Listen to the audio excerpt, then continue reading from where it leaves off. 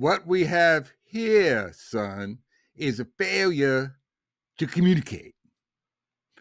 Okay. What movie is that from, everyone? Welcome to the Metacast. Here we are.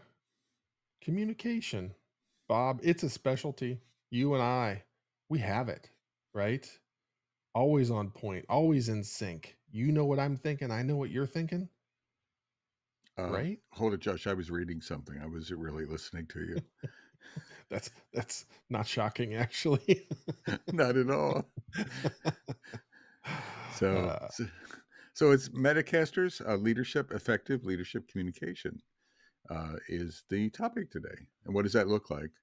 Um, in all seriousness, I just backed into it. Very often we think of communication as being a broadcast-ish thing, but I think listening skills um, and not and this is going to be hard for me to say this, but having less of a focus on smacking your lips and talking and more of a focus on listening and not just listening but listening to body language. Like right now, Josh, he blinked 3 times.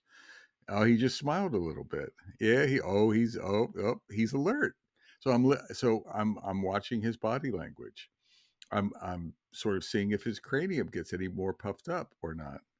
Uh, oh, now he's not paying attention, so he's not listening. There's a squirrel. There's a squirrel in the office. But no, in all seriousness, listening skills is something. So think 360 communication. But we're going to talk probably more about broadcast communication. But don't short shrift the listening. Josh, what do you I, think? I, Some critical. Go ahead. well, I'm trying to think, and I want to say communication, really good communicative skill Oh my God. is Is that the number one skill required to be a leader? Like, to be able to Um, communicate effectively? I would say yes. There was Yeah, a I've been survey. arguing with myself, and it seems like that's such a huge piece. I think it's a huge piece. I mean, you see it in the ability to communicate your ideas, the ability to motivate. Not that you own motivation, the ability to inspire, the ability to share vision. All of those things, I think, is crucial. There was a Scrum Alliance survey with the Business Agility Institute that was Mhm. released a week or so ago, and they were talking about the skills of the new generation, agile skills in the new generation, and they were talking about, is it role based skill development or is it just skills development? They were talking about soft skills or human skills. They called them human skills, and the number one human skill that one in their survey was deemed important from agilists and then needed development was communication. Yeah, yeah. Yeah. Why don't we have an institute? Like, what? Uh, the Metacast Institute, Yeah. uh, Why I the Supracranial Institute. is there any reason that we couldn't have an institute and publish things? No, Maybe that's something we should the, work on. I think we need an institute that would cover all other institutes. Oh my Could we gosh. call could we call it the Meta Institute? Oh, what have I I done? know. I'm I know. sorry. I'm sorry, everyone. So communication, like it's such a broad word, but to be a leader, your job is to communicate all the things that Bob talked about. But it's more than just like, can I say the things? It's, of course you can say the things, but do you relay the feeling, the importance, the value? Can you clearly communicate uh, the nonverbal stuff? You know, do you stand up? Are you monotone when you're talking about the next version of the product? Are you not looking people in the eye whenever you're talking? What are all the things that are happening that create the connection, that get people to be fired up in their seats and like actually ready to listen, as opposed to starting to nod off? And that's a skill that just needs rep after rep after rep and intentional practice. So Every time you go and and you have an opportunity to speak in front of a group, large or small, you have to have those things at the front of your mind and focus on them and actually like, I'm going to make eye contact with every person every time that I look up, or I'm going to get more inflection and emotion with when appropriate, not just like all the time, but when it's appropriate to be able to show your excitement and build excitement within your crew. Those are skills that just are invaluable. I mean, I think part of it too. I'm going to say yes and to what you said, Josh, but I think part of the emotion stuff, the nonverbal and the emotion, the inflection is there's a transparency or a vulnerability aspect to it. So there's practice, but there's also bringing your deflector screens down Yeah. as a leader, uh, and getting comfortable. So it's not just communication; it's being apolitical. So a lot of people have, a lot of leaders fall into a trap of political discourse. Right? They're trying to be political. They're trying to use management speak. They're trying not to let their emotions out. The emotions are bad, or etc. Or bringing my whole self to work, like telling personal stories, is bad. And I would argue that to be an effective communicator, uh, maybe not in all cultures, but in a lot of cultures, you want to let that stuff out. I remember this week, someone was telling a story, and the first part of it, their voice was breaking up, and there was a little bit of emotion, and I forget the context. It doesn't matter. And I remember giving them positive feedback. I'm like that, and it was genuine. It wasn't contrived. It wasn't practiced. It was appropriate. There was an emotional part of the story, and their voice was cracking, and I'm like letting that out, and they I think they made a bit of a choice of do I stop this, do I tell a different story, or do I just tell it, and whatever happens happens, and that made it a much more effective story, much more effective, Yeah. because it wasn't just the words. They were sharing their values. They were sharing a bit of themselves, and so I think that's a part of effective communication. I've seen leaders who are good at that, and then I've seen leaders who avoid that like the plague. And you can actually be an eloquent orator, but still be not a good communicator as a leader, because there's no you in your communication. It's just words. It's just verbiage. It's what I call management speak very often, right? Um, is just trying to talk. Josh, any reactions to what I said? Yeah, the partner term to communication is community. And that's ultimately Ah, what you're trying to build and shape is a community. And if you're not an actual like human as a member of the community, people won't connect with you and the community won't become what it could be. So it's your responsibility through communication to create a community with your team that has all the things that you want and people desire, that safe space where they can be themselves, where they can have the tough discussions, where they can say no and work through all of those issues. And you set the tone with all of that. And if you right, are that management speak person, then that environment, maybe you don't want it. Maybe that's not the environment that you want. If that's true, I think you're going down the wrong path, but you're going to achieve the results that you're looking for where like it's one way and you're doing all the speaking and you're getting very little back. But if you're getting very little back and you want people to engage, then you have to open the doors, or as Bob would say, open the kimono, which is terrifying. Uh, and let people see who you are. But that yeah, takes risk. That takes, going back to the previous episode, it takes trust. You have to trust that this is going to be used effectively and well, and there's no politics, as Bob talked about, where somebody's going to like weaponize something that you say. But and that first leap requires almost blind trust. I think I you went where I wanted to go next, or as well, Josh, is back. I think there's connections in this Metacast to trust, the last Metacast. Being a straight, if you remember, we were talking about those Covey 13 points of engendering trust. Being a straight talker, Being a straight shooter is related to your communication. Like not having manage it's not just management speak, it's not just emotion, but not using, not trying to obfuscate the message, but trying to just use clear terms. Be a straight shooter. Listening was one of those aspects of engendering trust or building trust as a leader. So I think, a few of them are related to communication and effective communication. I want to switch gears a little bit, like storytelling. Mhm. And one of my big advice or my big points to people is a lot of leaders fall into the trap of telling a story once.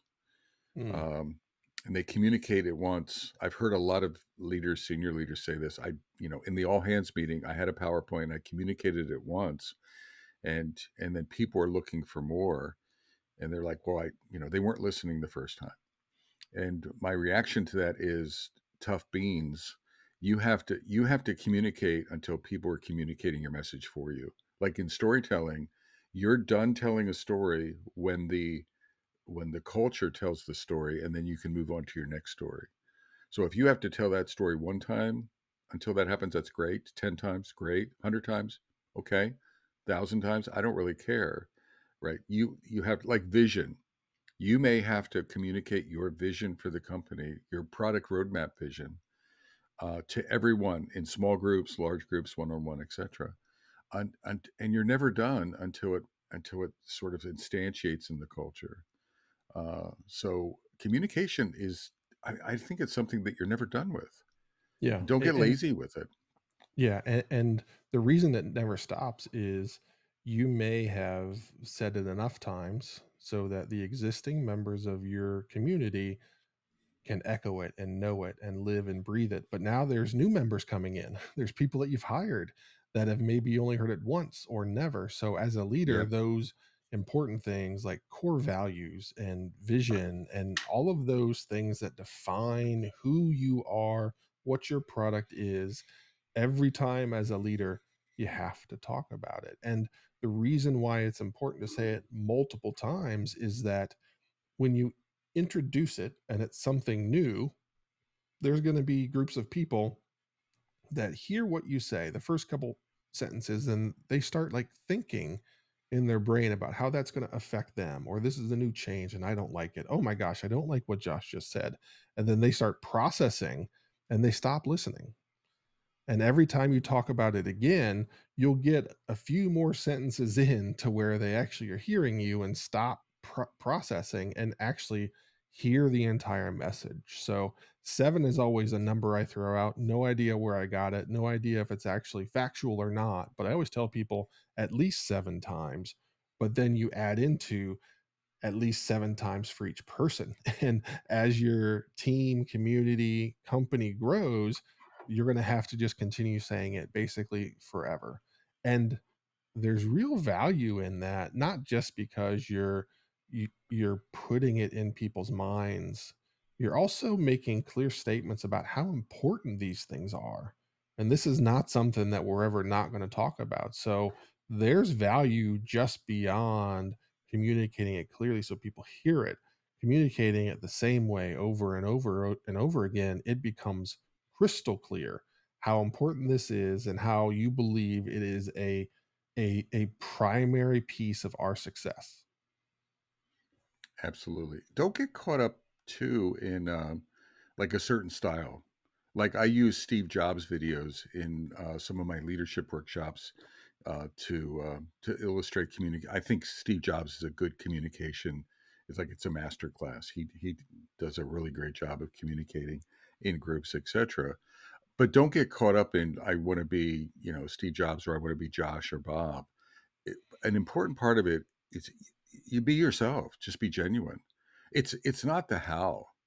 You can be awkward in it. You can be quiet. You can make mistakes. It doesn't, from my point of view, it doesn't matter. I mean, yes, get better, but find you. The more you can just communicate you in your style, that's the point. Communication is the point, not oratory skills. And so don't get caught up in that trap, and don't try to be someone else. Even in your company, don't try to replicate, oh, the senior VP communicates this way, so I'm gonna borrow their jokes, right? Or if you work with Josh, you're gonna sort of try to have a larger head or something like that in talking, right? So don't have your own head size. Yeah, you Show up. don't have to go out and buy that special lens that's gonna, zoom in on your giant cranium. So don't worry about that. Josh said something about repeating, and I was saying about telling your story, but as you're telling your stories, amplify the important points. Like a lot of people get shy. Oh, they're gonna be bored. Oh, I don't want to repeat. I don't want to be an old grandfather who tells the same things all the time. Don't fall into if yes, if it's trivial stuff, then don't repeat it. But if it's crucial things like values, your values or your expectations of the team, like behavior of the team, I mean, I don't think you can say that enough, right? To the Yeah, team. It's I struggle with that here. There's something that I know we've talked about in a previous episode or something, or we spent a couple episodes on it. So, like, people have already heard it, but I don't know what people have heard. I don't know if this is their first time listening or if it's their 300th time. So Yep. you don't know, and we even got feedback as we did our survey, and folks said, "Hey, we like the stories you tell about the experiences that you have that helps us connect the things." So I'm working to make sure I do that more effectively because I've heard the value that it adds for our listeners, and I just need to take whatever thought I have of like, "Oh, I already said this," like, say it again, and this really leans into, again, I've gotta practice what I'm preaching here within our own podcast. The other thing is, I think in communication, there's a bit of courage required. Um, so I was doing an Ask Me Anything earlier today, and someone brought up a question about how to talk to a leader, how to have a crucial conversation with someone. And I think they were looking for a get out of jail free card. Like, how do I change their behavior without having to talk to them? Is the question. And my answer was, I don't know if you can. Now you can pay someone else to talk to them, but I think you have to have that conversation. So some of the communication requires courage. There's a wonderful video by Jobs, uh, where he's in an all hands meeting, an all Apple. It's a pretty old video. He's in an all hands meeting, and some developer rises up and talks to him about some technology that they're not paying attention to, and really like personally affronts him, Yep. like in an all hands meeting, is pretty damned rude. And I just love the way Jobs responds to that in a balanced way. And if that's worth a look, of not shutting down. And one of the things he does is at the beginning is he pauses Mhm. and he gathers his thought more better than I would. I would probably have reacted badly in that situation. Would Even you have even gone though into that the audience? I I would have stepped forward. No, no, if you know the video I'm talking about, Yeah, Josh, I do. I do. the gentleman was pretty obnoxious, right? Yeah. It's terrible behavior. But that said, he stopped and he was thoughtful. He actually starts in the very beginning answering, and then he stops himself again, and then he takes another approach. I guess what I'm saying is, but it's have that conversation. He could have easily said, "Let's take it offline," or "I'm not going Worst to possible address that." answer. Yeah, yeah, but he took it, and I think he landed it beautifully. So I think there's a courageous point, or someone you report to you need to have a conversation with someone. It's have them. There's a lot of communication avoidance in some cultures, and that's Mhm. really what I'm pointing at, is try to avoid less. If you're inclining, oh my gosh, I don't want to have, well, challenge yourself in the mirror and see if that's one that you really want to step into. And there are tools and techniques. That's how I want to wrap things up here is that Bob is a radical candor guy. I'm a crucial conversations guy. Another tool is Toastmasters. There I've seen people use all 3 of those or only one of those and they are effective. So yes, it's you have to get your gumption up, but also there's tools that help you have the gumption that give you the gumption to have gumption around, okay, now I know how to have this conversation with my boss, and here's how I can approach it and not be attacking, not be threatening, but clearly get my point across. So all of these are skills, and I think what you'll hear from us, or hopefully what you have heard, is that it's practice and it's not something. Maybe there's people that are born with it, I don't know, but I think 98% of it is just the practice and the reps, and not like idle practice, but like real intentional practice of, okay, I'm talking to my team. What's the one thing I want to get better at as a leader speaking? How do I improve? What are the challenges I know that I have? What's this new tool I'm going to use to hopefully be more effective? So it's very intentional reps. It's not just like going out and flapping your gums like somebody I know, because that, that doesn't really change anything. It just gets you more gum flapping. Yeah, but there's something to be said for the wind generated by the amount of gum flapping that's going on, you know? Yes. So everyone, I mean, Josh took the words out of my mouth, believe it or not. I was gonna land the episode with practice as well. I would add safe practice. So find a mentor, find a coach, find a peer, that you can when you have these crucial conversations, these high stake conversations or communications, and if you're not comfortable, then practice and practice some more. It's just that's the way it is. I mean, maybe one out of a billion people are born a smooth talker, Yeah. like a right, but that's not the majority. So hopefully we gave you some tips, but it's the number one thing from a leadership perspective. So trust was a foundation last week, and I love the way this connected to trust, Josh. So it's trust and communication, and I don't know what we're going to cover next time. Maybe we'll build this a little bit more. Or we could probably communicate and figure it out. I think so. That Oh, was nice. terrible. Oh, how So subtle bad. was that? It was I'm so I'm bad. I, I'm rubbing off on you, It's and like a that's dump that's truck. not that's not good. So, Oh from gosh. beautiful downtown Cary, North Carolina, I'm Bob Galen. And from beautiful downtown Fuquay-Varina, North Carolina, I'm Josh Anderson. Shake. And bake. Take care, y'all. I think we did okay, Josh. We did so here's a crazy thing I'm gonna say. I'm terrified to say this to you. But perhaps starting with an outline. Hold it. Hold it a second. Hold it.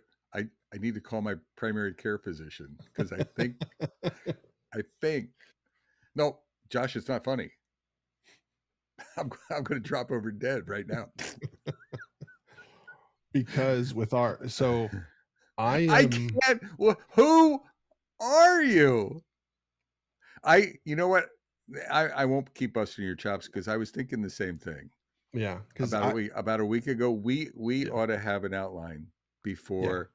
Yeah, I agree with you. yeah, because And I'm can I? And since can I be outline boy sure. and bring a tentative outline?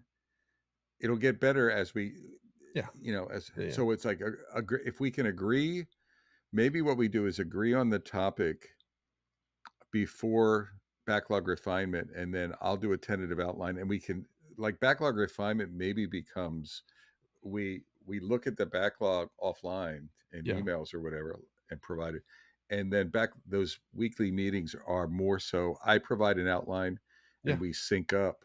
yeah, That's yeah, sort of what I was thinking. Are you in the because I'm same? trying to churn us through to get us done in 15 or 20 minutes, and, like, I don't know if you've said everything you wanna say about the topic, I so, You don't have so, to. yeah. I you had me at you had me at outline. I've been dreading saying that for, like, 4 days now. I can't. That's like an early Christmas present. It is. I don't know what to say. Oh my. Well, you gotta I laugh, kn right? You I you were know. oh man, this. I mean, I sent you years ago. I think one time I brought like You I did, you brought brought like physical paper. I brought physical paper down to your house. Yeah. I made you I made you a copy. It didn't go very well. I think you blew your nose at it or something like that, right? Uh, I no, I and it's not just out it's our because they're shorter, what are Yeah. the key points and not, and then let's stay on the agenda. I Mhm. buy that. All right, done. Okay. So what's our topic for next time? And then I can do I navigating don't leadership challenge, the art of inspiring. Oh, how about the art of inspiring and motivating teams? Yeah, I mean, that piles right on top of this one. Okay. That's Hey, was done. that number 2 that Chat GPT said we should do? Oh, it's number 3. Okay. It's number 3. Yeah. Yeah. So this AI I stuff isn't so bad. actually it's quite insightful and really Well, helpful. also, it's been informed by so many of the transcripts of our Yeah. episodes, so it knows who we are and how we talk, so How much do I have to, like, just sing your praises and talk about how smart and how I was wrong and you're right? I mean, do I need to continue to do that? no, All we right. all know it's true. So so I'm not exactly. I'm not worthy, Josh. You're smarter than I am. I'm just willing to jump I off into was the darkness for no reason. and and and sometimes that's what we need in this world Sometimes I is don't need it. is those courageous innovators who are ahead of the dinosaurs. Yeah. You have a good weekend, my You friend. too. We'll see ya. All right, Bye. bye-bye.